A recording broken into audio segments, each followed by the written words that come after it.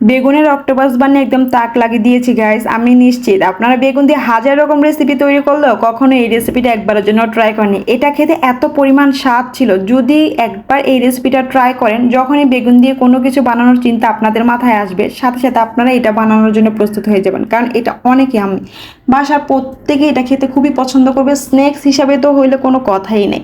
Hello guys, আসসালামু আলাইকুম। কেমন আছেন সবাই? আসলে এই কয়দিন আমার অনেক অক্টোপাস খাইতে ইচ্ছে করতেছিল, তো ভাবলাম অক্টোপাস তো খাওয়ার জন্য এখন কক্সবাজার যাইতে পারবো না, বাসায় ফিল নিতে হবে।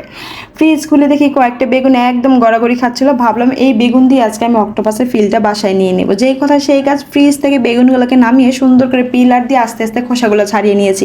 একটু ঢং করার জন্য ছুরি দিয়ে কাটার চেষ্টা করছিলাম, যা কখনোই আমার দ্বারা সম্ভব না, কারণ ছুরি দিয়ে আমি একদমই ভালো করে কাটাকাটি করতে পারি না। আমি বটি দিয়ে কাটাকাটি করতে প্রেফার করি। তাই বটি দিয়ে আমি সুন্দর করে দ্রুতই কাজটাকে কমপ্লিট করে নিলাম, আর সুন্দর করে কিন্তু কাটতে পেরেছি, যা ছুরি দিয়ে আমি কখনোই এত সুন্দর করে কাটতে পারতাম না। তারপর একটু লবণ পানিতে বেগুনগুলোকে ভিজিয়ে রেখেছিলাম, তারপর টিস্যু দিয়ে মুছে নিয়েছি, যাতে ডোটা বেগুনের একদম প্রপারলি লেগে যায়। ভিজা ভিজা থাকলে কিন্তু ডোটা লাগবে না। তারপরে আমি একটা ডো বানিয়ে নিচ্ছিলাম, তার মধ্যে পরিমাণ মতো ময়দা, কর্নফ্লাওয়ার, একটু স্পাইসির জন্য মরিচের গুঁড়া, তারপর ধনিয়া গুঁড়া আর একটু লবণ দিয়ে ভালো করে ডোটাকে মাখা জায়গা করে নেব। তারপর এক এক করে ডোয়ের মধ্যে বেগুনগুলোকে দিয়ে দিচ্ছি। আমি সুন্দর করে পুরো বেগুনের গায়ে একদম ডোটাকে লাগিয়ে দিচ্ছি এপিট উপিট করে, যাতে কোনো জায়গায় বাদ না থাকে। একটু ঝেড়ে দিচ্ছি, যাতে তেলে দেওয়ার সময় বেগুনটা পুড়ে না যায়। ময়দাগুলোকে ভালো করে ঝেড়ে দিচ্ছি। এক এক করে সবগুলো দেওয়া শেষ। পরে দেখি আমার ঘরে ব্রেড কাম ছিল না, কিন্তু বাঙালি বলে কথা, মাথাতে বুদ্ধি থাকবে। টোস্ট বিস্কিট ছিল, সেটাকে একদম বেলুন পিড়িতে ভালো করে পিষে নিচ্ছি আর গুঁড়ো গুঁড়ো করে নিচ্ছি। এটাকে ব্রেড কাম বানিয়ে আজকে কাজে লাগিয়ে দেবো। একটা ডিম ফেটে নিলাম। এইদিকে আমি একটা পাতিলে কড়াইতে তেল দিয়ে দিলাম। তেলটা গরম হতে হতে এইদিকে বেগুনের গায়ে আমি সুন্দর করে ডিমটাকে সুন্দর করে পুরো বেগুনের গায়ে লাগিয়ে দিচ্ছি, কারণ ডিম ছাড়া বেগুন একদমই অসম্পূর্ণ, যেটা আজকে আমি বানাতে যাচ্ছি। তারপর সেই ব্রেড কামটা একদম সুন্দর করে, যেহেতু ডিম দেওয়াতে ব্রেড কামগুলো কিন্তু একদম সুন্দর করে পুরো বেগুনের গায়ে লেগে যাচ্ছে।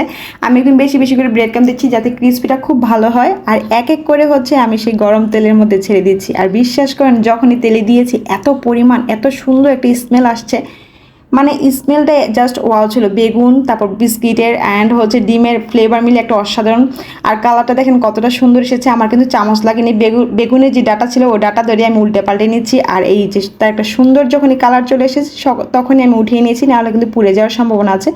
একদম ক্রিস্পি হয়েছে। আর স্ন্যাক্স খাবো, তার সাথে সস খাবো না, কি করে হয়। আমি একটু সস নিয়ে নিয়েছি, আর বিকেলের নাস্তার জন্য কিন্তু একদমই পারফেক্ট।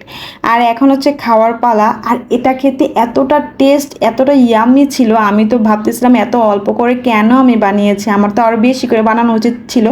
কারণ বিশ্বাস করেন, এটা খেয়ে আমি একদমই প্রেমে পড়ে গেছি। বেগুনের অনেক রকমের রেসিপি, বেগুন ভর্তা সব কিছু খেলেও এটার স্বাদ জাস্ট অসাধারণ ছিল। যারা এখনও এই রেসিপিটা ট্রাই করেনি, দ্রুতই বাসায় এই রেসিপিটা ট্রাই করেন। এটা কিন্তু বাসার সবাই খেতে খুবই পছন্দ করবে, নতুন একটা স্ন্যাক্স। তো আজকের মতো ভিডিওটা এই পর্যন্তই। আপনাদের কাছে কেমন লাগলো অবশ্যই কমেন্টস করবেন। ভিডিওটা ভালো লাগে থাকে লাইক কমেন্ট শেয়ার করবেন। আল্লাহ হাফেজ।